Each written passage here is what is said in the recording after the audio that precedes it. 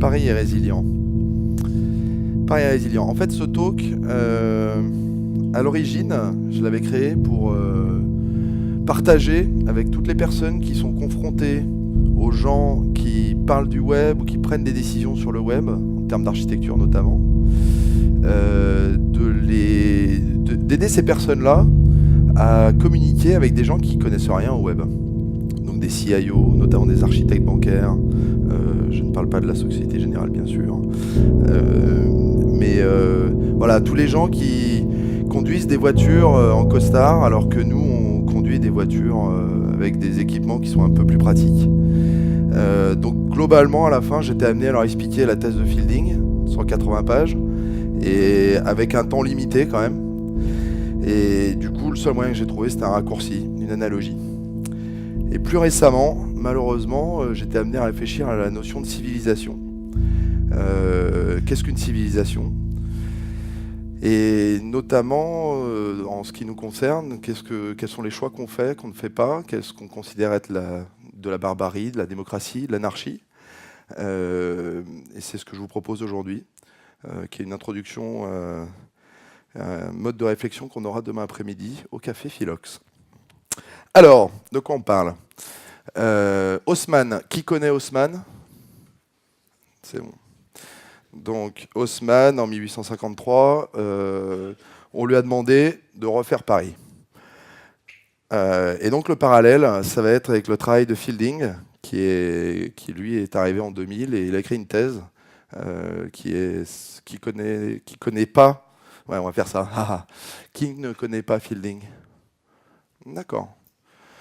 Qui ne connaît pas REST ? Ah, donc en fait, Fielding, il a inventé REST. En 2000, il a écrit une thèse. Il y a plein de vocabulaires qui vont vous sembler décalés par rapport au sujet direct. Mais en fait, là, on va couvrir la thèse de Fielding sur REST.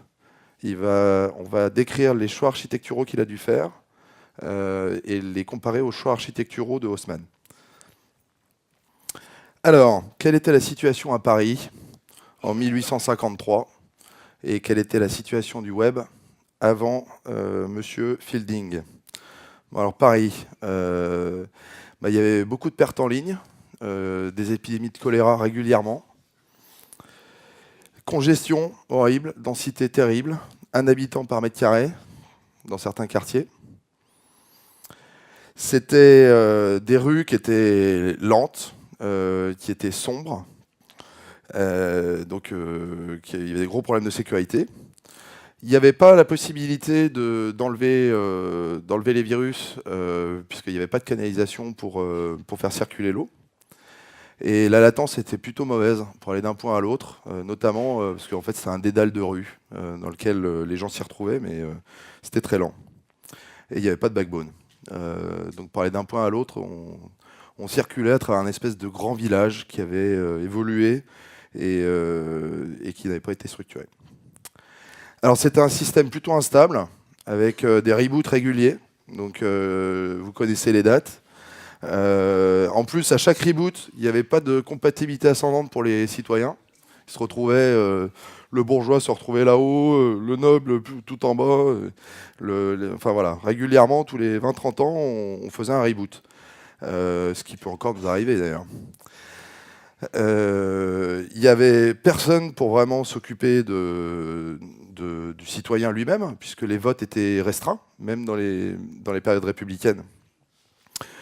Et pour faire en sorte que tout marche mal, les citoyens avaient la possibilité de créer des barricades à l'intérieur de la ville, ce qui était l'équivalent de ce qu'on fait en DDoS aujourd'hui.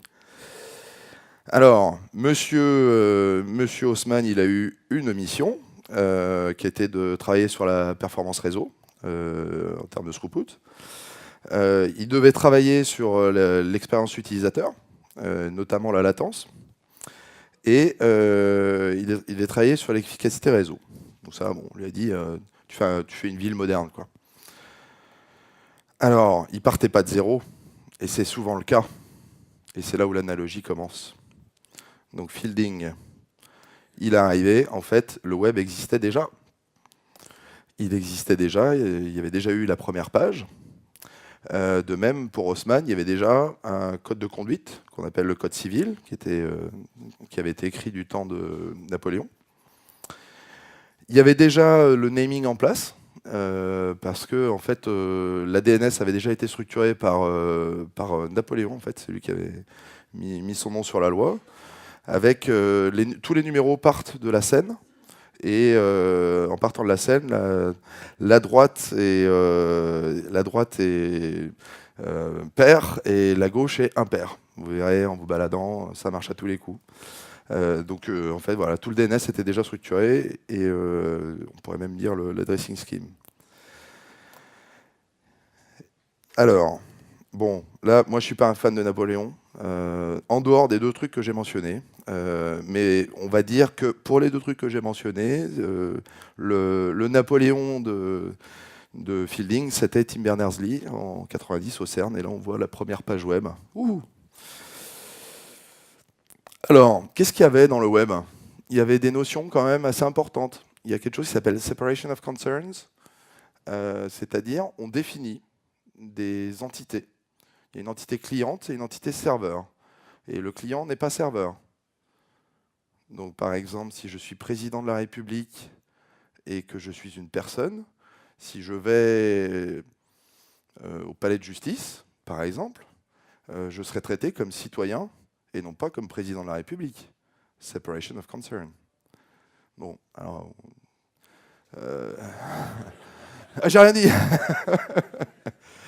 Mais bon, voilà, le principe est là, on va dire qu'on l'a inventé. En tout cas, on l'a mis dans le web. Hein. Les clients serveurs, maintenant, je pense on le pratique tous les jours, mais il faut se rappeler que c'est quand même quelque chose de fondamental. Et il y a pas mal d'erreurs qui se font encore en architecture là-dessus, au quotidien également. Stateless. Alors, bon, ça c'est un argument torré. Stateless, ça veut dire que tout appel d'un serveur se fait à travers le réseau. Donc pour aller d'un immeuble à l'autre, je passe par la rue. Il n'y a pas des passerelles, comme on peut en avoir d'ailleurs à New York, qui vont d'un immeuble vers un autre. Non, tout passe par la rue. C'est ça, stateless. Une fois de plus, en architecture aujourd'hui du web, il y en a encore qui font de ces erreurs-là. Donc voilà, c'est ça, stateless. Et ça existait déjà, c'était dans HTTP avant que Fielding arrive. Hein. C'est une propriété structurante qui était héritée, donc il fallait qu'ils partent avec. Alors ensuite, Fielding, il s'est posé la question, bon, partant de là, qu'est-ce qu'il faut que je fasse? Quelles sont mes priorités? Il s'est donné une première priorité, qui était une barrière à l'entrée faible, c'est-à-dire un utilisateur qui arrive sur le web, et qui utilise HTTP aujourd'hui, il n'a pas besoin de manuel, ou s'il a besoin de manuel, il faut qu'il soit le plus petit possible. De même qu'à Paris, on voulait une ville qui soit quand même accessible à tout le monde, donc, y compris au pub, c'est-à-dire pas seulement à quelques initiés. L'extensibilité, ça c'est une propriété que voulait Fielding et que voulait Haussmann également, qui a la capacité à incorporer dans le futur des éléments d'architecture qui n'existent pas aujourd'hui. Donc typiquement, du temps de Fielding, il n'y avait pas de streaming. Du temps de Haussmann, il n'y avait pas de métro.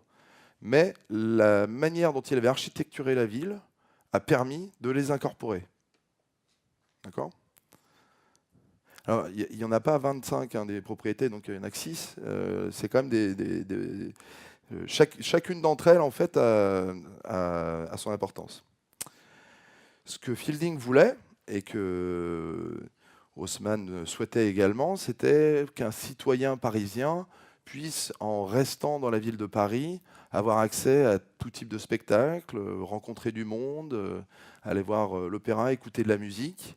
De même que Fielding voulait quelque chose qui soit hypermédia, c'est-à-dire avec des GIFs, des JPEG et autres MPEG-4 distribués pour une expérience qui soit riche et sans limite.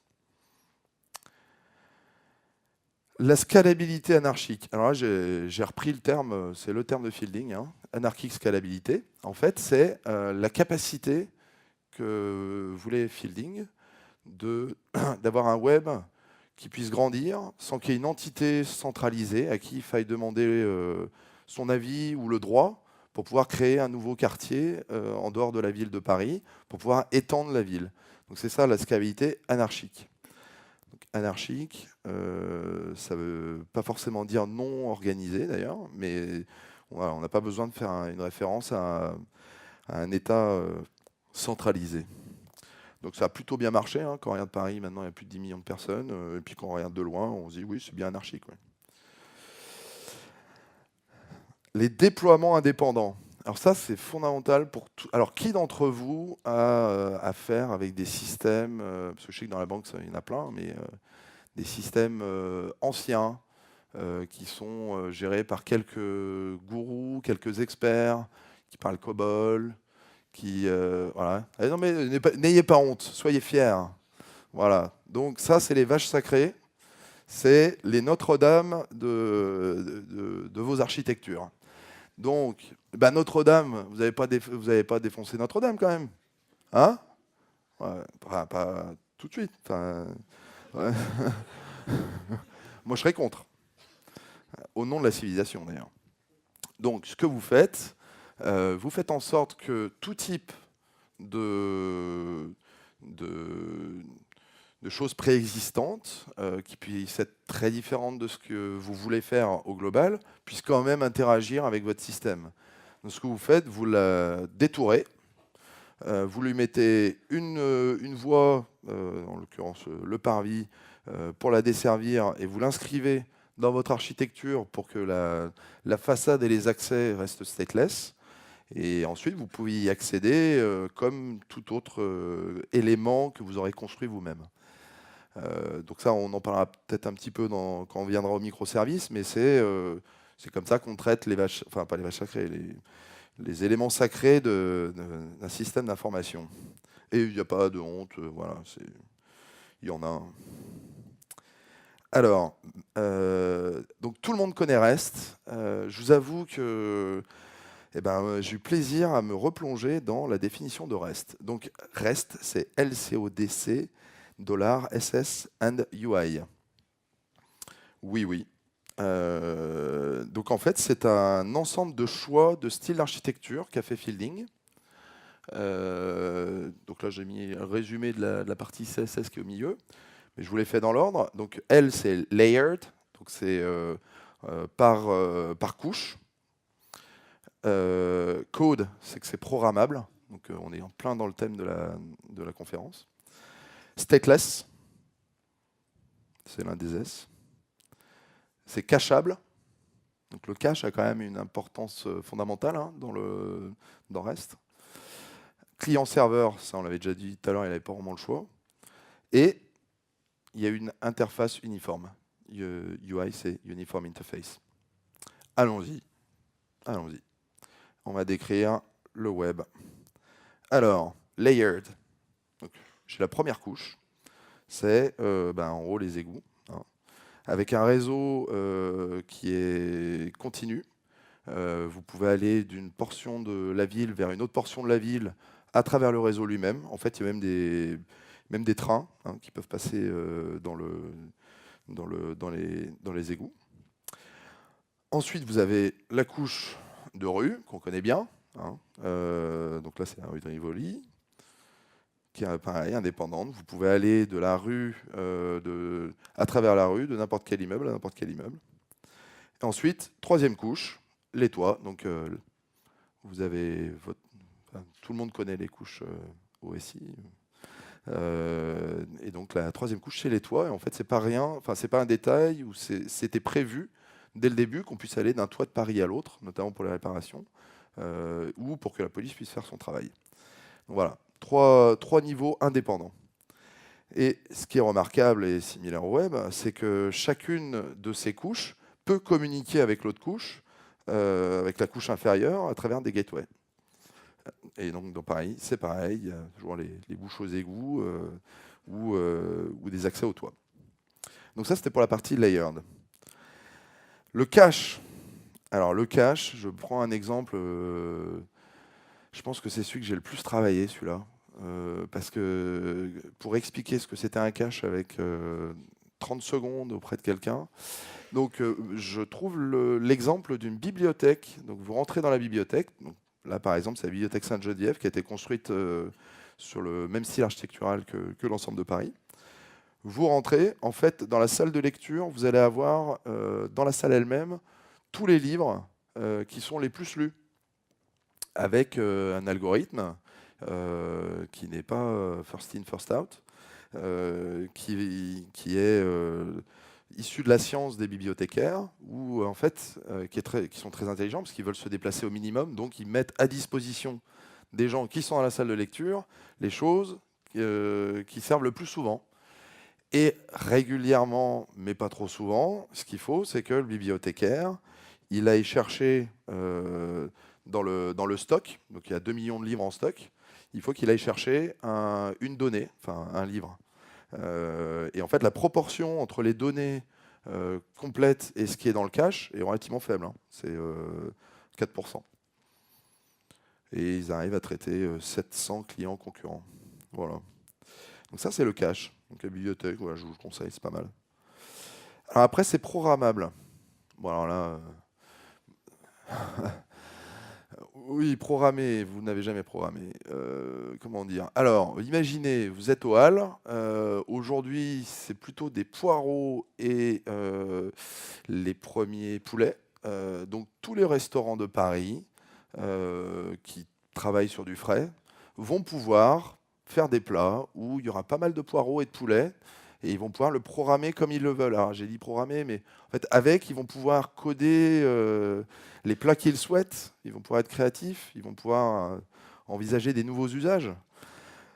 Et en général, ils comprennent ça. Enfin, l'histoire des halles, ils ont compris à peu près. C'est-à-dire qu'il y a quand même un petit peu de créativité. Et puis, voilà, il y a les chefs de cuisine, c'est les développeurs. Et ils programment le menu du jour.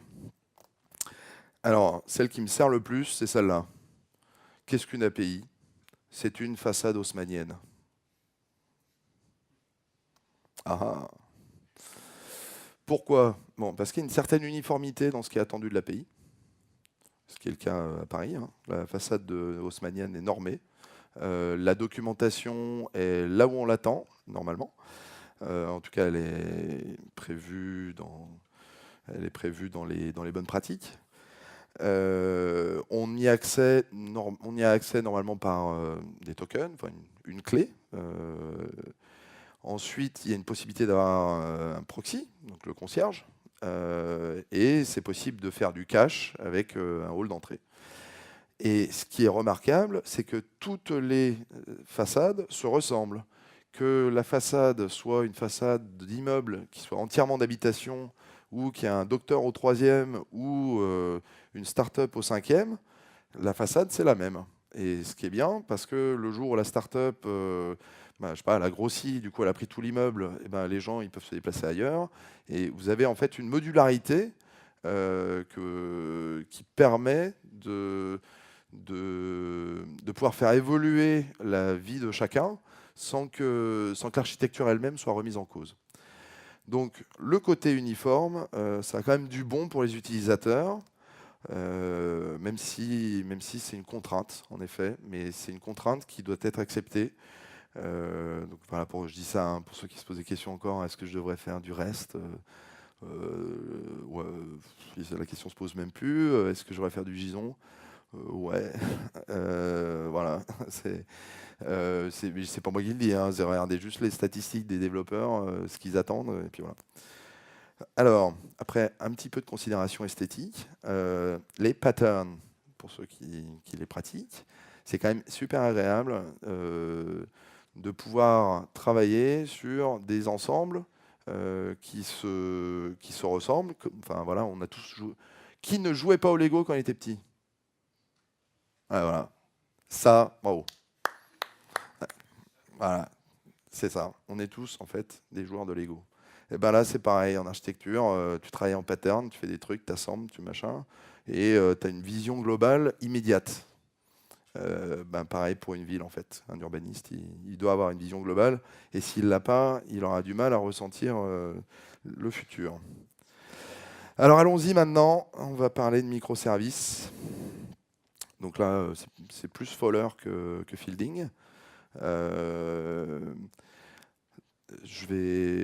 Donc là, pareil, hein, quand je commence à expliquer une migration en microservices qui soit pas trop, enfin qui soit réaliste, c'est pas toujours évident.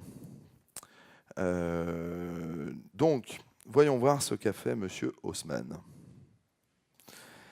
Alors, c'est assez incroyable, mais il est allé chercher de l'eau à Château-Thierry, à Provins, je ne sais pas si on dit province ou Provins, et à Sens. Ouais, 3 inductions dans Paris. Il a construit des ouvrages remarquables, simplement pour qu'il y ait un primaire, un backup et un disaster recovery.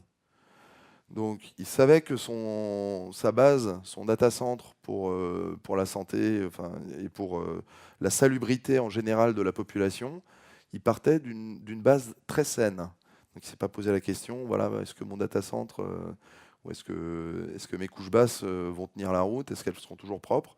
Lui, ben, il a pris les moyens de faire ça. C'est un investissement énorme, hein. Enfin, c'est des choses qu'on ne sait plus faire, enfin, ou qu'on aurait beaucoup de mal à faire. Et il a réussi. Alors, par exemple, qu'est-ce que ça donne comme ouvrage? Qui a déjà vu l'aqueduc d'Arcueil? Voilà. Donc voilà, quand vous prendrez le RER maintenant et que vous verrez l'aqueduc, vous penserez à ce qui se passe au-dessus. Donc voilà, c'est pour l'induction de l'eau qui arrive dans Paris, toute belle, toute propre. Le réservoir, regardez, ils sont magnifiques. On dirait des cathédrales. C'est beau, hein? Mais c'est pour ça que moi, je bois que de l'eau de Paris. C'est que je sais d'où elle vient et je sais où elle arrive. Et je me dis que voilà, et elle passe pas par une bouteille en plastique. C'est juste magnifique. Donc il a quand même respecté les bases de ce qui fait que vous pouvez ne pas avoir vous poser trop de questions sur les bases de votre architecture. Les microservices. Alors, je ne vais pas vous faire. C'est à la mode maintenant, donc je pense qu'il y a eu plein de talks sur le sujet. Je ne vais pas aller dans les détails. Mais bon, le résultat. Ce qu'on peut voir, c'est que, donc, tout à l'heure je parlais d'une façade, la façade, elle a quand même une hauteur limitée. Donc, de même, dans les microservices, ce que vous voulez, c'est quelque chose qui ne soit pas trop haut, pas trop haut, notamment pour. Alors, dans les microservices, c'est pour que le service lui-même soit géré par une équipe. Alors, on parle de la Two Pizza Box rule, donc il faut que vous puissiez nourrir l'équipe avec 6 personnes, enfin avec 2 pizzas, donc à peu près 6 personnes. Bon, après, ça peut être 10 et ça peut être 4, hein, bien sûr. Donc, c'est pas trop haut, donc ça a une vie en tant que telle, donc pas trop haut. Et dans le cas d'Haussmann, ce qu'il voulait, c'est que le soleil continue à pénétrer dans les rues. De même que le microservice, s'il est trop haut, eh ben, il y a un moment où il va cacher le soleil pour les autres, et finalement, tout le monde va devoir s'adapter à lui, et c'est plus un microservice. Bon, les composants sont autonomes, mais ça, c'est issu de REST. Le microservice a son API, donc voilà, quand on décrit quand on imagine un microservice, ben, il y en a qui en parlent, mais qui ne parlent pas de l'API. Donc je rappelle juste que voilà, un microservice, de base, il a une façade, et c'est son API. Et les protocoles sont standards, donc pas de middleware, pas de charrue, pas de, je ne sais pas ce qu'on peut imaginer, pas de bateau qui aille sur un microservice. Non, c'est soit la rue, soit le métro, soit le bus, mais standard. Voilà, pas de USB, ce genre de choses, c'est pas bien. Et éventuellement, d'ailleurs, votre microservice, vous l'occupez aujourd'hui, mais peut-être que demain, c'est quelqu'un d'autre qui l'occupera. Donc, si vous restez dans le standard, c'est bien. Alors, quand je dis standard, hein, pour moi, c'est RFC, c'est RFC best practice, ce qui revient à peu près au même. Enfin, standard et standard en discussion, donc il n'y a pas trop de discussion sur les standards en fait. Il y a un truc qui s'appelle HTTP, voilà, et c'est super riche. Et ça a fait ses preuves. Alors, maintenant, allons-y. Comment on met en place des microservices? Imaginons que je sois architecte d'une banque qui ait 1853 applications réparties sur 25 data centers dans le monde et qui travaille sur 25 métiers avec 3000 personnes. C'est facile à dire, mais au moins au début, quand on commence à construire les plans ou à envisager certains principes, c'est bien de travailler par ce que Fowler appelle le zoning. Donc le zoning, c'est que vous allez avoir des groupes de microservices. Et ces groupes de microservices vont tenir une fonction dans un quartier. Donc typiquement, vous allez avoir le quartier du Panthéon, le quartier de l'Opéra. Les blocs qui sont autour de l'Opéra ou autour du Panthéon ont été construits et pensés pour qu'une personne qui soit dans le quartier ait une expérience agréable, mais c'est tout autour quand même d'un socle et d'un objectif qui est la zone Panthéon. Ben voilà, Haussmann l'a pensé de la même manière. Donc, ouais, si vous prenez tous les quartiers de Paris, Panthéon, Luxembourg, après je sais pas ce qu'on dirait dans le 6e, je sais pas. Si, ben, Saint-Germain-des-Prés. Enfin, voilà, vous pouvez tous les faire. En fait, il a respecté l'existant et il l'a mis en valeur avec une circulation de voix qui mettent en valeur et qui rendent l'expérience agréable. Alors, ensuite, deuxième leçon de Haussmann, et là, je pense que c'est la plus importante. Imaginons que vous ayez tous les pouvoirs pour recommander plein de choses. Imaginons que vous soyez architecte dans une banque, c'est-à-dire beaucoup de pensées, beaucoup de capacité à spiker des choses, mais peu de capacité à mettre les choses en place, puisqu'il y a toujours des gens qui pensent que c'est pas forcément ce qu'il faudrait faire.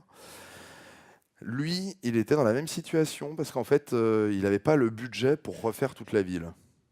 Il a dépensé beaucoup d'argent, hein. Je pense que c'est la plus grosse dépense qui a été faite en France en son temps. Je ne parle pas des dépenses d'aujourd'hui, hein, parce qu'aujourd'hui, on explose tous les compteurs. Lui, la différence, c'est que la dépense a été remboursée à l'époque. Je ne parle pas de la dette de la France actuellement. Je parle du fait que quelqu'un a réussi à avoir un impact sur une ville entière avec un budget qui était somme toute limité. Et donc ce budget, ce qu'il a fait, il a mis en place des éléments d'architecture, donc on a vu par zone, dans les quartiers. Et ce qu'il a dit, il a racheté en fait des immeubles, des emplacements. Et sur ces emplacements, il a créé ces immeubles haussmanniens, donc avec les belles façades, que de la pierre de taille, euh, pas de structure métallique. Tout le plancher, enfin tous les Parisiens savent ce que c'est qu'un immeuble haussmannien. Et du coup, les gens qui sont rentrés dans ces immeubles-là, qui avaient l'eau courante, qui étaient clairs, qui avaient été pensés pour être clairs, et qui avaient un parquet, une distribution qui était très bien pensée, les gens qui habitaient dedans, eh ben, ils payaient 30% de plus que les gens qui habitaient dans l'immeuble miteux du XVIIe siècle d'à côté. Du coup, le propriétaire à côté, il a dit « Ah, bah toi, tu gagnes 30% de plus que moi, c'est bien ». Donc, bah, il a tombé son immeuble sur ses propres deniers et construit un immeuble haussmannien. Et pourquoi haussmannien? Bah, déjà, il n'avait pas le choix, parce que tout nouvel immeuble devait être haussmannien, au cordeau, 25 mètres, avec la façade reste que je montrais tout à l'heure. Et en plus de ça, économiquement, il savait qu'il s'y retrouvait. Et petit à petit, par viralité, l'ensemble des propriétaires de microservices se sont mis à adopter la bonne pratique. Et on s'est retrouvé des quartiers entiers de Paris qui sont passés d'un mode XVIe siècle à un mode haussmannien en 20 ans. Enfin, c'est quelque chose qu'on ne peut même pas imaginer. Paris était un chantier permanent pendant 20 ans, simplement parce que les personnes étaient en train de passer tranquillement leurs habitations en haussmannien. Voilà. Alors, une autre chose qu'a fait Haussmann, moi alors j'habite dans un immeuble qui est en coin comme ça, et le coin est coupé. Je me disais, mais pourquoi le coin est coupé? En fait, lui, son principe, c'était de dire que pour que l'air circule d'une rue vers l'autre, la circulation de l'air serait meilleure si le coin était coupé. Ce qui n'est pas faux. C'est pas faux. De même, Steve Jobs se disait que l'expérience humaine est plus proche d'une expérience avec des coins ronds qu'avec des coins carrés. C'est vrai que c'est plus beau aussi. Et d'ailleurs, ils ont fait le siège de. Donc c'est Jonathan Ive qui a designé le donut en bas de San Francisco. En fait, les coins des pièces sont pas comme ça, hein. Les coins sont ronds. C'est beau. Et ils ont les moyens. C'est quand même 95% de la marge de l'industrie du mobile dans le monde. Hein, la marge. Je ne parle pas du revenu. Parce que les autres, ils font du revenu, mais il n'y a pas de marge. Eux, c'est 95%. Donc, Monsieur Haussmann, ce qu'il a fait, il s'est dit, voilà, les propriétaires d'immeubles qui étaient en coin, c'est eux qui vont avoir le plus de mal à transformer et à passer dans le design que je veux qu'ils adoptent. Parce que, en fait, comme je leur demande de couper, parce qu'il faut que ça circule, et ils perdent des mètres carrés. Bah oui. Et du coup, ce qu'il a fait, ils ont acheté en priorité ces immeubles-là.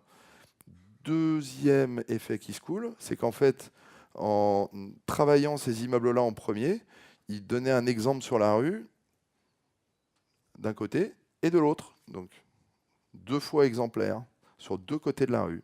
Donc voilà, il a acheté ces immeubles de coin et il les a rénovés en priorité pour donner l'effet qu'il souhaitait sur ces quartiers. Cut corners. Bon, après, cut corners, ça veut aussi arrêter les procrastinations en architecture. C'est toujours pas mal. Alors, l'heure des bilans. L'heure des bilans, et puis j'espère qu'on aura un petit peu de temps pour partager vos pensées. Donc préparez vos pensées. Alors, on est 160 ans après, et 16 ans après reste. Donc, en performance utilisateur, c'est donc la ville des Lumières. C'est la ville la plus visitée au monde, 20 millions de visiteurs par an. Donc on va dire que c'est plutôt réussi. Okay. Ensuite, l'architecture que voulait Fielding d'ailleurs, il fallait qu'elle soit reproductible. En fait, Paris a été reproduite, notamment à Chicago. Donc ça, c'est le plan Burnham, qui a été fait en partie et remplacé par un des Sears Tower par la suite. Bon, ceci dit, nous, on a Montparnasse. Et puis, on va en avoir d'autres maintenant. Reproductible toujours à Tokyo. Donc ça, c'était le plan Shinpei. Qui est toujours la base de l'hypercentre de Tokyo. Il y en a plein, il y en a en Amérique latine aussi, genre Buenos Aires aussi. Enfin, il y a pas mal de villes en fait qui ont repris les plans haussmanniens. Alors, est-ce que Paris est durable? Alors ça, cette vidéo, je m'en rappelle encore. Parce que j'étais jeune, hein, 86, j'avais 13 ans, et je vois ça à la télé. Qui a vu ces images-là?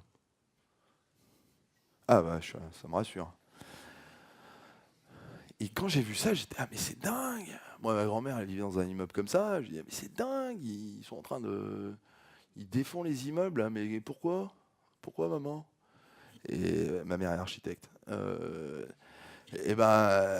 parce qu'en fait, l'immeuble, au bout de 20 ans, ils se sont rendus compte qu'il ne tenait pas du tout la route. Alors, il ne tenait pas la route, c'est-à-dire il prenait l'eau.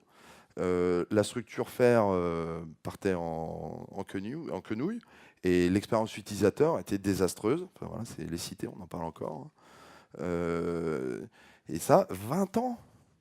Alors que les trucs d'Haussmann, ils ont 160 ans.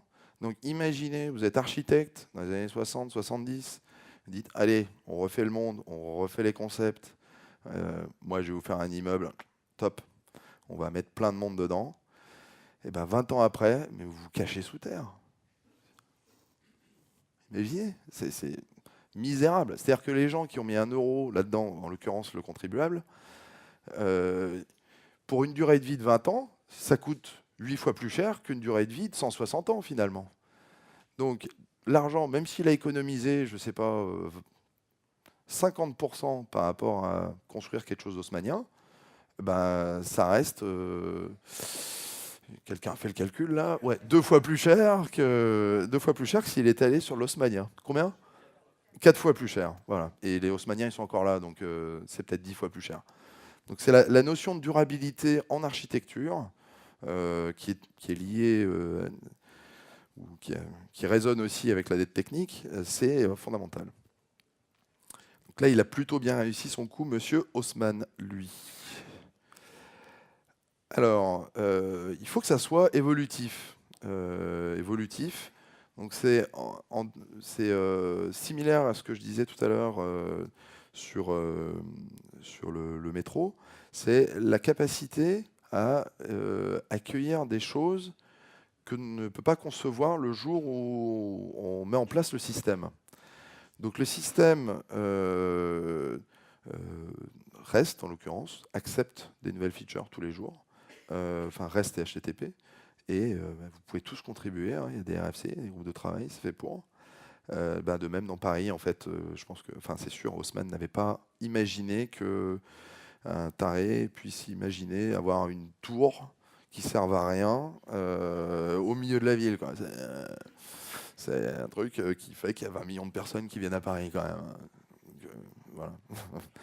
Et il avait raison de l'avoir préparé. Alors maintenant, on va pouvoir parler de petites contributions, donc préparez-vous. Donc là, première contribution de Geoffroy, de Clever Cloud, je pense, je sais pas s'il a. HTTP2. Donc HTTP2, c'est la capacité d'avoir plusieurs streams, enfin un nombre infini de streams pratiquement, ou beaucoup de streams dans une ville. C'est un peu comme les boulevards. Les boulevards, c'est la notion d'avoir beaucoup de flux de circulation à peu près au même endroit. C'est la première fois qu'on crée une notion de dessert de cette manière. Alors ça, j'ai bien aimé. Je ne sais pas si la personne est dans la salle. Monsieur Barbaresi. Monsieur Barbaresi, non. Donc voilà, ça c'est metrogit.git. Donc vous avez le métro de Paris sur GitHub. C'est génial. Non, mais fallait y penser. Hein. Alors, ça, c'est une contribution de RIT, qui est un ex-Netflix. Le error handling. Donc, il fait un talk sur, justement sur les API, comment les écrire. Et il disait, même si vous avez une belle API, ça fait pas tout. N'oubliez pas le error handling. Et il prenait l'exemple de l'incident de la gare Montparnasse. Donc c'est un truc de dingue. En fait, le train ne s'est pas arrêté et il a traversé la gare. C'est un truc de dingue. Voilà. Alors ça, c'est une contribution personnelle récente, puisque je me suis fait renverser en Vélib sur les Champs-Élysées, parce qu'en fait, les automobilistes ne m'ont pas vu. Et je pense que les motards, il y a des motards dans la salle. Ouais. Vous devez avoir souvent la même impression. Vous avez l'impression de ne pas exister, en fait. Les gars, ils vous voient pas. Ouais, vous faites pas partie du truc. Moi, c'est pareil. En fait, le feu, il était vert pour eux. Donc là, je passais pas quand même, parce que tu as quand même, je sais pas, une dizaine de voies à passer. Et puis à un moment, il passe rouge pour eux. Je passe. Et là, hop. En fait, il n'est pas resté rouge assez longtemps pour que je puisse vraiment traverser les Champs-Élysées. Et je me suis fait renverser par un responsable d'un club de vélo. Il était hyper mal à l'aise. Ouais.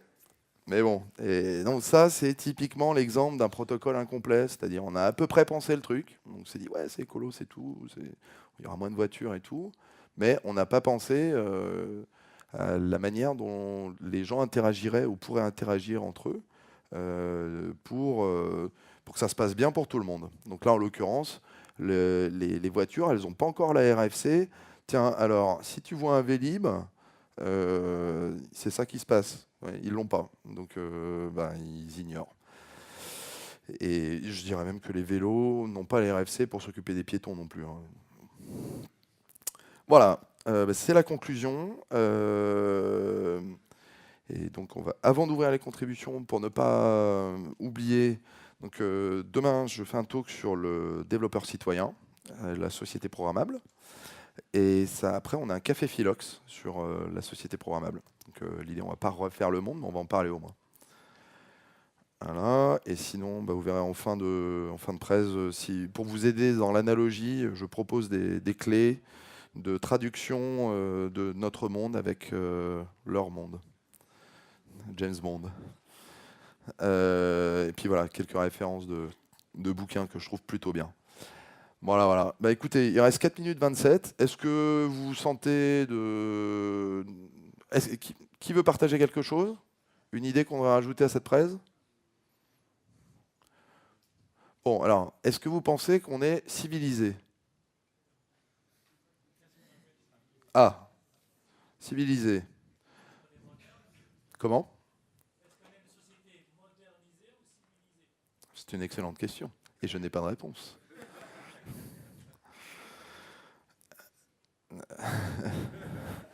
Civilisé,